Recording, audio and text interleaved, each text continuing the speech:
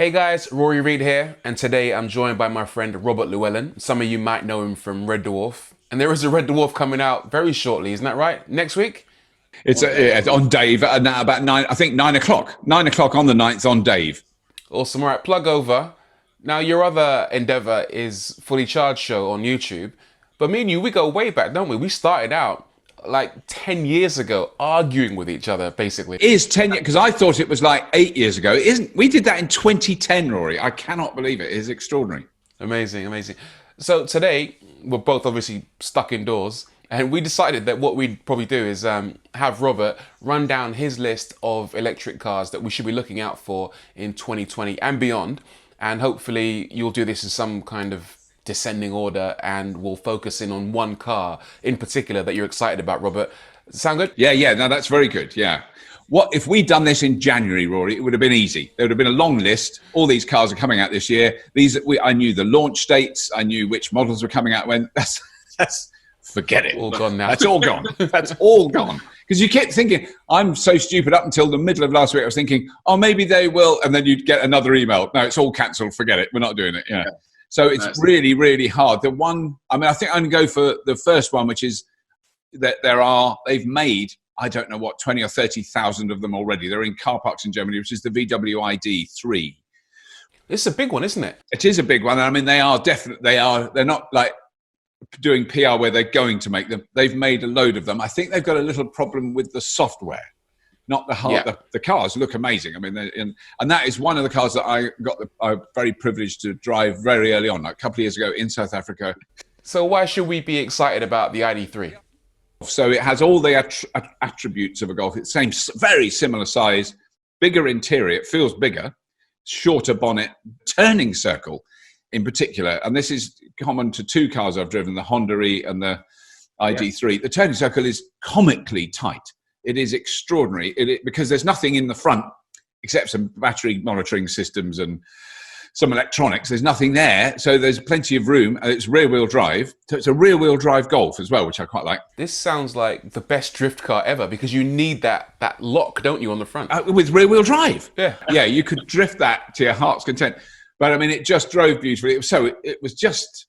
it's a terrible thing to say it's like a Golf, but the thing I've always loved about Golfs is they're small, compact, they don't wobble, they're tight. They're like a tight little box. And that's what that was. It was really, really fun to drive. We're less aware of it, I think, in Europe, but in America, the VW name is filth. That's where Dieselgate really hit home, where there's huge desert car parks with hundreds of thousands of brand new diesel BMWs that they've had to buy back. So they have really gone hell for leather to electrify their entire range. I think they're the most serious out of all the big companies to do that. I mean, so that one really got me. The Hyundai, I'm doing like my faves and most exciting. The Hyundai, I just thought was a brilliant car. It's just, and again, the turning circle on that is humorous, isn't it? I'm seeing a trend here. Robert likes rear-wheel drive. Great turning circle tight cars. Turning circle. But because on that one, I was in a test track in a little car park, and I reversed it in between bollards that were so tight, and it kind of went, and then it went, and then it went, I love the fact that you can just, I'm still sticking out. No, I'm not. It's amazing. That is brilliant little car. I mean, I think in a way that although the interior technology is amazing, and certainly the first time I've seen wing mirror cameras that worked, I felt like, those work. I can actually see that they're in the same place that you'd have wing mirrors, and they look like I can see what is actually behind me in those. But in a way, there's a side of me that would love someone to make a really cheap, small city car like the Hyundai, and this one is very high tech. I mean, the whole right across the fascia is LED screens, and the interior is magnificent, isn't it? It is amazing, but it could be. I mean, I would just love them to make the Honda E mean, which is literally got a kind of analog dial that goes, your battery's empty and you're doing 40 miles an hour. That's all I need to know. It's £26,000. Is that before the grant? That's including. I thought it was knocking 30 grand for a very small car. I mean, beautiful, but beautiful looking. But whereas the ID, and that's the thing that Volkswagen are really pushing, they're trying to get them cheaper. They're producing a 77 kilowatt hour ID.3, which you're looking at potentially that size vehicle if it is energy efficient. 350 to 400 mile range in an electric car. That isn't a massive SUV or a big sedan, which is quite impressive. Peugeot E208. When we did, we have a live show every year. When we had that at Silverstone last year, at the last minute, Peugeot said, "Can we bring along?" Like we're going to say no. Can we bring along for the first time in front of anyone this electric car? So the E208, it's a Peugeot 208, but it's the electric one. Just looked really, really good. I mean, it was on a stand, so I haven't driven it yet. But we have tested it on the show, so it looks fantastic. I think they're onto something with this, actually. I think they're onto something with this because the 208 itself, the petrol and diesel versions, a great car. Yeah. And the E208, I think, is going to be one of those cars that is going to make sense for a whole lot of people. Huge range, yeah. They'll recognize it from other applications. And, it looks like a pretty normal car. They can associate with it. So I think this should be a big one. Well, I think it's that one and the Vauxhall Corsa E. So those two, I think, are really recognizable, really normal looking cars. Because I think if you walk down the street, a load of parked cars, and one of them was an ID.3, a VW ID.3, you probably notice it and they go, that looks a bit odd. Because the way the bonnet, and there's no engine in the front. So it just looks, it's only a subtle difference. Whereas the others look like, you wouldn't know unless you look on the back on the badge or you lean down and see if it's got an exhaust pipe. You're not going to know, really. I think, and the Corsa E is, again, I mean, this is really the feedback we get when we put episodes out. Really popular, loads of people interested in it. I mean, the Corsa is huge selling car across across Europe, isn't it? I mean, it's incredible. Yeah. There's the DS3. So they're doing the crossback E-Tense, and I quite like the name. It seems like some marketing people went, what should we call it? And they couldn't choose one name. So they just went, we'll have them all. There's quite a lot of that going on. The names just get too long. But that's interesting. The other ones that are all much of a muchness. So the VW E-Up, which I always loved, and I've just test driven the most recent one, which has a much bigger battery, 32 kilowatt hour battery. I think that's I can do this very briefly, but early on when that first came out, 18 kilowatt hour battery. Pretty limited range, tiny little city car, great little car. Now it's 32 kilowatt hours, same size, same weight. And I think that tells us a lot about how battery technology is developing and how energy density is increasing. But that's great. So they're still making the VW E-Up. They're not scrapping that. But then the other ones are the Seat L-Born, which I love. Can we just go back? The Citigo, Citigo. Yes, Citigo I've got that E. on my list. Are you coming to that? Well, oh God, where is it? Yeah, I think I might be. Oh, basically there's a lot. There's a lot of them. I just drove the Citigo. So is the Citigo pretty much the same as the E-Up? Yeah. I think it is. Yeah. It's the same drivetrain. Basically the same car. And going back to your point about you wish they made a basic Honda E, that's kind of what the Citigo is, I think, because it's literally a box on wheels. Yeah. I think it's like £24,000 or something before the grant. Yeah. But the range is incredible. I drove it I live in Bedfordshire and my office is in London. And I was a bit apprehensive about driving on the M1 there and back because the range is 160 miles. But I did it and I did 120 miles round trip there and back. And I still had 20 miles range left in the battery. Right, and you've done motorway driving as well. Motorway driving, which is the worst thing you can do in an electric car in terms of range. So I think that's another blinding car that I would thoroughly recommend.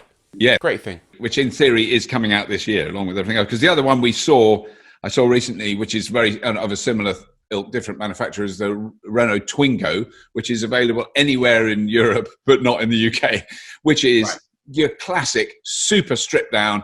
The interior is it's like my Morris van, my Morris Minor van. It's got a clock which tells you how fast you're going, how much juice you've got, and that's it. And that one was under 20,000 euros without any grant. So in this country would be like, you're looking at £18,000, and you're looking at a car that is really now nudging against a cheaper petrol car, but you can't get it here, so I shouldn't mention it. Next, moving on. Well, there's all the kind of, I think I want to mention the Nissan Leaf just because it's in a sense, the most mature technology. They, when you hear these things from PR people, it's got one pedal driving, and you go, yeah, no, it hasn't. It has. You'd be able to drive 1,000 miles in normal traffic all over the place, and you could possibly never touch the brake. You drive up a hill, there's traffic, you stop, very nervously looking for a handbrake or something to put your foot on. You don't need to do anything. It just stops. On a hill? On a hill. No word of a lie. Because it puts on the physical brakes. Right. So when you're below a certain speed, it will use the actual mechanical braking. That side of it is brilliant. Obviously, the regen you get from that is remarkable. I mean, that on that particular occasion, drove up a mountain, did not have enough range to get back to where we'd started. Absolutely no chance. Like 40 or 50 kilometers short. And when by the time we got back to the thing, we had 20 kilometers because we'd got so much coming back down the mountain. Would you say that the Nissan Leaf, being as mature as it is still exciting? It still stands up against the new crop of electric cars coming out now? Does it feel a bit long in the tooth? I wouldn't call it, it's not meant to be, I wouldn't call it an exciting car. I think you'd have trouble doing sort of performance driving in it, but it's a very solid, reliable car. The only downside, and they're the only manufacturer that do that, is they have no battery heating or cooling, which is to keep the price down. I mean, I can understand why they've done it, but there are long-term more, challenges with it in terms of battery life. But, I have the original Nissan Leaf from 2011. Do you still have it? I still have it. Yeah, it's in my garage here now. The thing I always say about it is it's got rubbish range now. It's got rubbisher range now. It had rubbish range when it was new. It was about 100 miles or something new. When I drove it to see what happens when you run out, I got to 105 miles. So at 105 miles, it ran out. But I think the Leaf and the Zoe, so the new Renault Zoe, again, massive increase in range, because that was the thing I didn't mention about the Leaf. The Leaf's rubbish early range is now a thing of the past. I mean, they're 250 miles plus easily in the rain with hills when it's windy, and you've got four people. That's what you want, is a car that goes well past 200 miles on a charge without any trouble any time of the year. The Zoe is the same, and I mean that's an incredible increase in its range in that time, and it's a really, again, it's a particular style of vehicle that some people love, some people don't. But the latest version, the sat nav, is brilliant. Which the built-in sat nav is really, really good. The screen, I can understand it. I always think if I can get in a car and understand how to turn the heating down or up, or turn the voice of the sat nav woman, if I can turn her off in the first mile, it's good. Because I've got to mention, okay, I'm going to jump to the other end of the spectrum.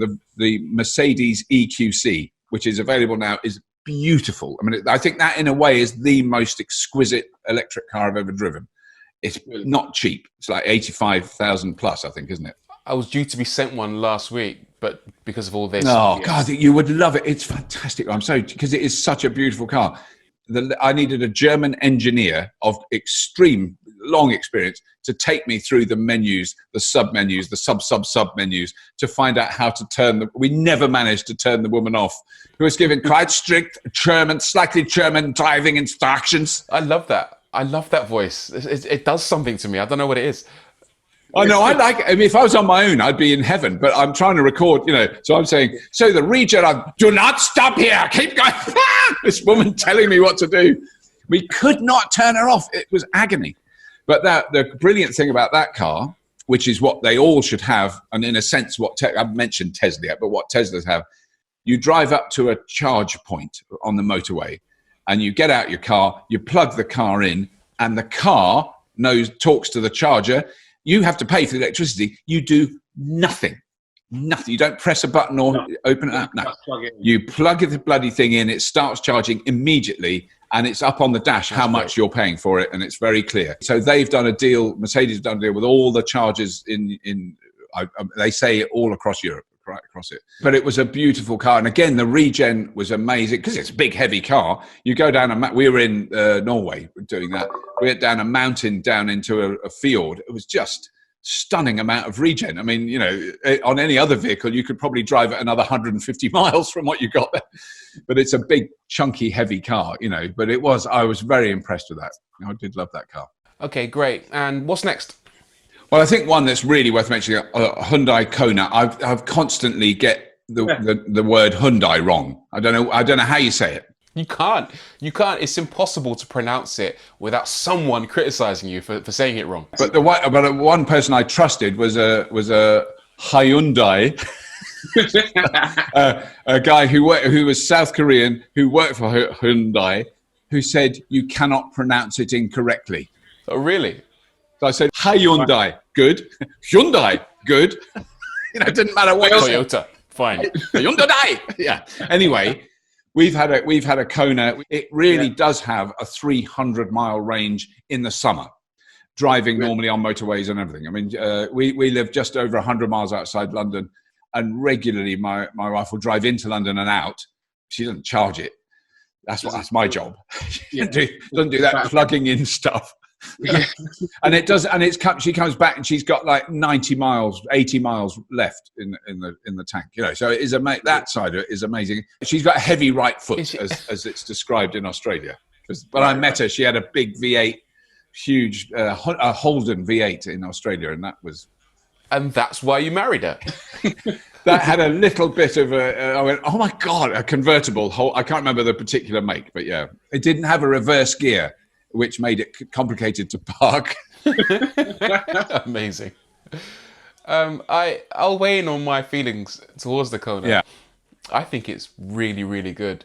The thing that struck me was that, and this speaks to my petrol head leanings, was that you could turn off the traction control, and when you accelerate, the wheels just spin. You can smoke them for miles. Embarrassing. Yeah. Well, it's all right if you mean to it, but I was once pulling out of a Sainsbury's car park on a quiet road. I wasn't pulling out into busy traffic, and there was people crossing, and I was like a caring vicar. And I was there going, no, you go, it's okay.